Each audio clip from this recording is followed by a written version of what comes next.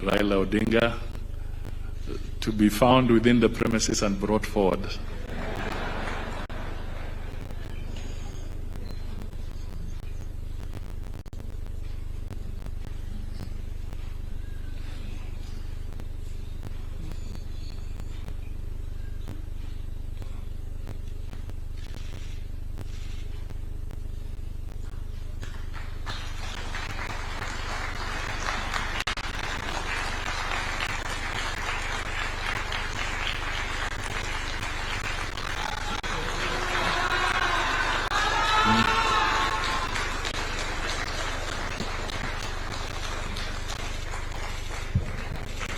Thank you.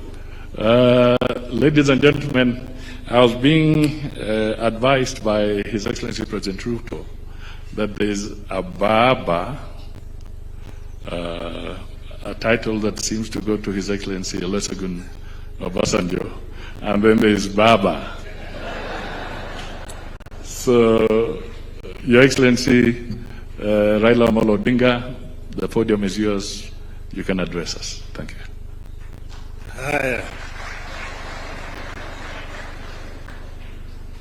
Your Excellency, President William Samoei Ruto, President of the Republic of Kenya, Your Excellency, President Yoweri Kaguta Museveni, President of the Republic of Uganda, Your Excellency, President Mama Suluhu Hassan, President of the United Republic of Tanzania, Your Excellency, President Salva Kiir, President of the Republic of South Sudan, and Your Excellency, Baba Olusegun Obasanjo,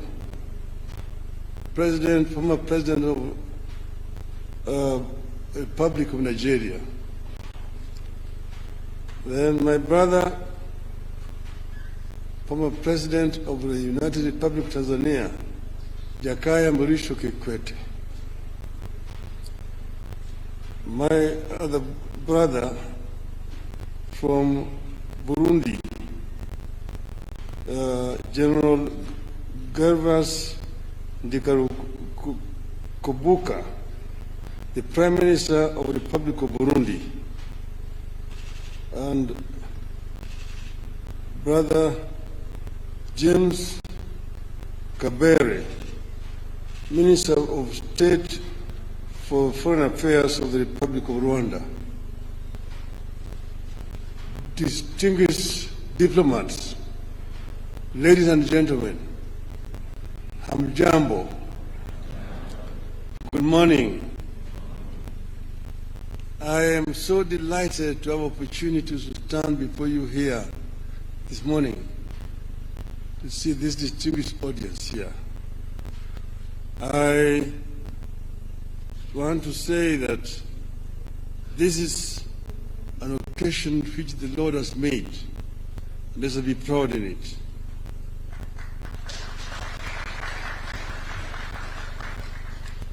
Today, I stand before you here as a candidate for the chairperson of the African Union Commission. I'm personally encouraged and humbled by the collective support for my country and the Eastern African region. The official unveiling of my candidacy as Kenya's nominee for the chairmanship of the African Union Commission is a major impetus and milestone in my bid. And I'm so happy that my brothers and sisters have taken time to come and be here physically and personally today.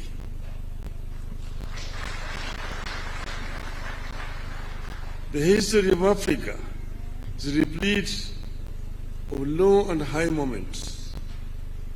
Africa is widely considered the birthplace of mankind, whose political organization was reflected in great kingdoms across the continent.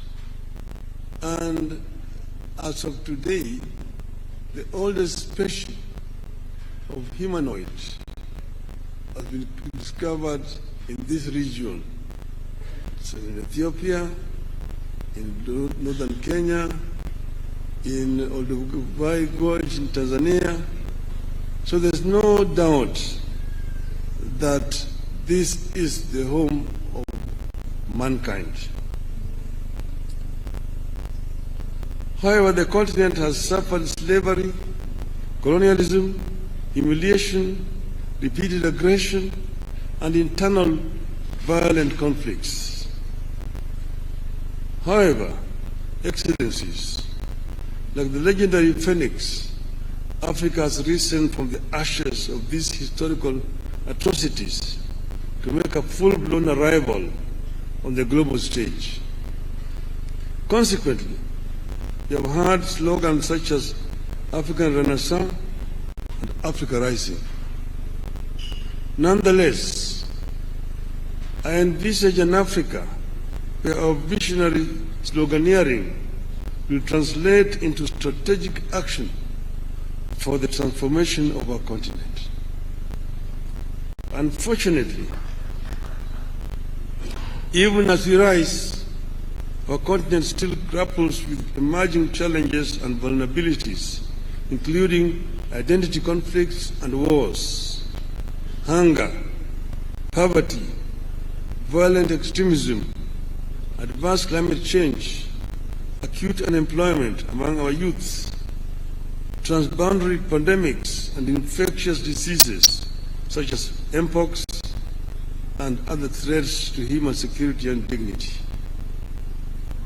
My plan is to work with you, Your Excellencies, and make the AU more people-centered and serve the interests of the vast voiceless majority of Africans. The African people should feel the AU in their lives. Excellencies, if elected chairman, I propose to utilize the transition period to critically analyze the existing proposals for reforms and building capacity of the AU Commission. The ultimate aim is to follow up on the implementation of the reports so far formulated. Certainly, the story of Africa is not all gloom and doom. Thanks to the work Your Excellencies are doing, Africa has been on an upward and positive trajectory in recent years. In February, the African Development Bank reported that Africa will account for 11 of the world's 20 fastest growing economies this year. The continent is set to remain the second fastest growing region after Asia. I deeply appreciate your efforts in restoring hope on the continent, and it is my wish to have a chance to complement your efforts as AU chairperson.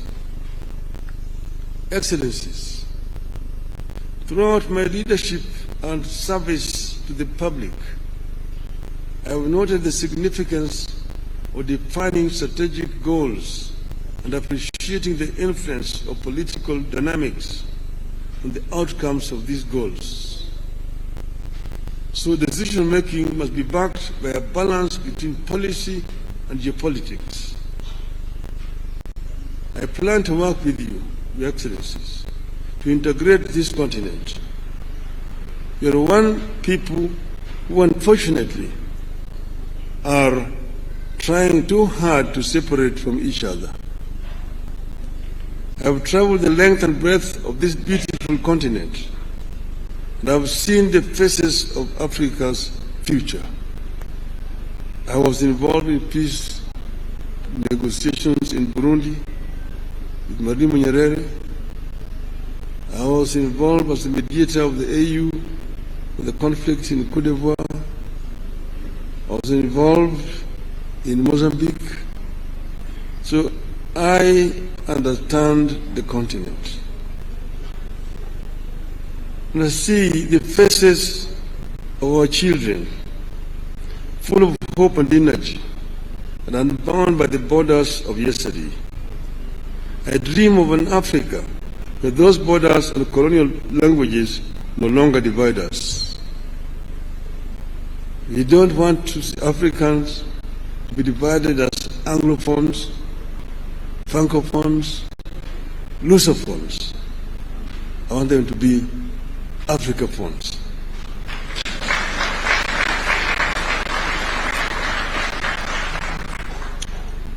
From the hills of Kenya to the deserts of Sahara and the Kalahari, from the lakes of Great Rift to the rainforests of Central Africa, from Indian Ocean to the Atlantic, Africa must be one.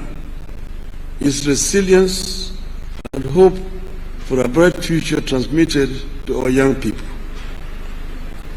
Excellencies, ladies and gentlemen, my selection to be Kenya's candidate is not about one man's ambition, but an African's journey to serve the motherland. Indeed, I plan to constitute my cabinet of chairpersons with a continental outlook. I'm grateful that friends and eminent persons across Africa have volunteered to engage in my campaigns from the West, North, South, Central, and of course, Eastern Africa. Excellencies, I'm ready to serve. My heart is ready, and my hands are steady, and with your support, I shall get the opportunity to be of service to Africa, the cradle of mankind. I am made in Eastern Africa for Africa. I have said that I'm an Afro-optimist as opposed to Afro-pessimists. Afro-pessimists are those people who have given up on Africa, who say Africa is a lost cause, a wasted continent. But Afro-optimists are those people who believe in African development, that Africa can be developed with the efforts of the African people. This is what I believe in. I have come from the school that believes in the efforts of the founding fathers of our continent, those who were visionary, who envisioned an Africa that was united. Kwame Nkrumah, Ahmed Sekou Touré, Gamal Abdel Nasser, the late Emperor Haile Selassie, Jomo Kenyatta, Jaramogi Oginga Odinga, Mwalimu Julius Kambarage Nyerere, Kenneth Kaunda. Those were some of the founding fathers of our continent who believed that Africa will only develop if it is united. Nkrumah said that Africa must unite or perish. That is the school of which I'm coming. To be able to realize the dreams of the founding fathers, first we need peace on the continent. In 2013, they talked of silence with the guns. But in 2024, the guns are not silent on the continent. We will work to ensure that guns are silent so that we can be able to have a peaceful development. Secondly, Africa is a victim of climate change. Africa today suffers from twin disasters, droughts and floods on the continent. Yet Africa has emitted very little of the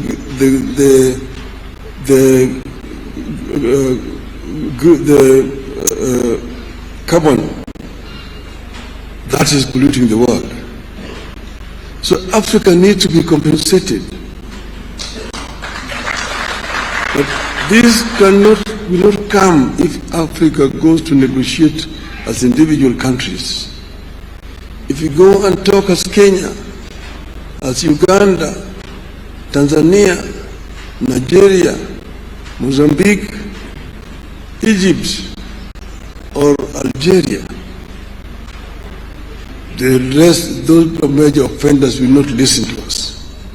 But when we go and talk as Africa, they must listen to us and be able to get a fair deal in the issue of climate change. We also need to green Africa. But Africa is also home to the second largest carbon sink in the world, the Congo forest. But how do we continue to green Africa, to arrest desertification, southern advance of the Sahara Desert? These are issues, they are challenges which we are equal to. We can be able to deal with these issues effectively if you have got an effective organization in Addis Ababa. African youth today drown in the Mediterranean, trying to get to greener pastures in Europe. It's a shame. We must arrest this trend and ensure that we create conducive environment within the continent here. This youth will not have to flee to go to Europe. And this will only happen if Africa works together as a united continent. We know that Africa is one of the richest continents on planet Earth. But it's a paradox. The richest continent is also the poorest in terms of living conditions of its people. This we must put to rest. We should not continue to blame those other people who have exploited the continent. We have the ability to reverse this trend and get Africa moving forward again. Therefore, we need to be able to ensure that Africa uses the resources that it has effectively. We need also to ensure that Africa also trades with itself. Africa is wasting a lot of time searching for a market where they put very unequal terms to our goods coming from Africa. The inter-African trade today stands at only 15%. Inter-European trade stands at 70%. Inter-Asian trade stands at 60%. Even inter-South American trade stands at 35%. We need to ensure that Africa trades more with itself. We need to address the constraining factors. One, the non-tariff barriers which have been imposed by other African countries against goods from neighboring countries. More importantly, we need to address the issue of infrastructure development in the continent that would make it easier for African countries to trade with each other. I have been the High Representative of African Union on the issue of infrastructure. So I know the major challenges that Africa faces in the issue of infrastructure. The Trans-African highways, the Cape to Cairo, the Tunis to Cape, the Dakar through Khartoum to Djibouti, the Dakar, Lagos to Mombasa, the Beira to Lobito and Walvis Bay, the high-speed railway networks in the continent, those are issues that require to be dealt with. the Lapset, the Lamu Port, South Sudan, Ethiopia, that will continue through Bangi and go all the way to the Cameroon port of Kribi, creating a land bridge that links the Atlantic Ocean and Indian Ocean, and opening up the interior landlocked countries within the continent. These are some of the issues that can be dealt with and will deal with. Then connecting Africa through high-speed fiber optic network. Then to facilitate faster communication. Then the issues of air transport. Air transport is a major challenge in the continent. We were talking about open skies to make air transport easier. Today, traveling across the continent is too expensive. You have to get permits to fly over countries, delaying movements, and make it too expensive. Flying over Europe is much easier than flying over Africa. We need to have a continental air control system within the continent so that people can travel from east to west, north to south without a problem. The other one is the issues of visas. My friend Aliko Dangote says that for him to travel across the continent, he needs 35 visas. His French competitor does not need a visa to travel with a French passport in Africa. What a shame. In Europe, you only need a Schengen visa, and you can travel across the entire Europe without a problem.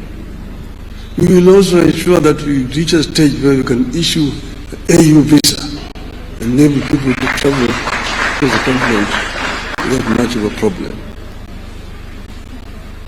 I therefore want to conclude by saying that I am ready for Africa. And I believe in the story of the African lion. The lion is an African animal. Is the king of the jungle. The Cameroonian national soccer team is called the Indomitable Lions. The soccer team of Senegal is called the Lions of Teranga. The soccer team of Morocco is called the Atlas Lions. Here in Eastern Africa, we call it the Simba, the king of the jungle. When the king roars, the jungle listens.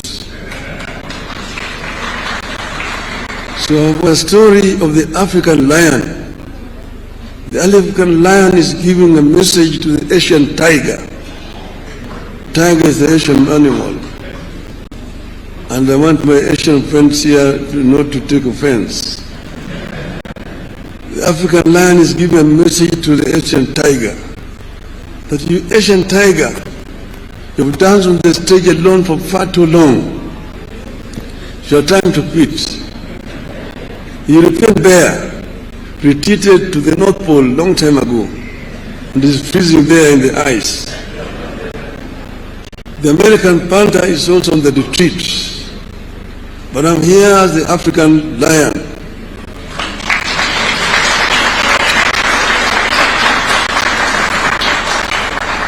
I've been asleep in the jungles of the Congo, but now I'm awake and I'm sitting on African gold, African oil, African diamonds, African iron and copper ores. I'm sitting on African bauxite. I'm sitting on African lithium and coltan and uranium. And I have the ability to transform all these materials that I have into wealth for the benefit of my people and claim the 21st century as an African century. End of the message from African Lion. Thank you very much, ladies and gentlemen.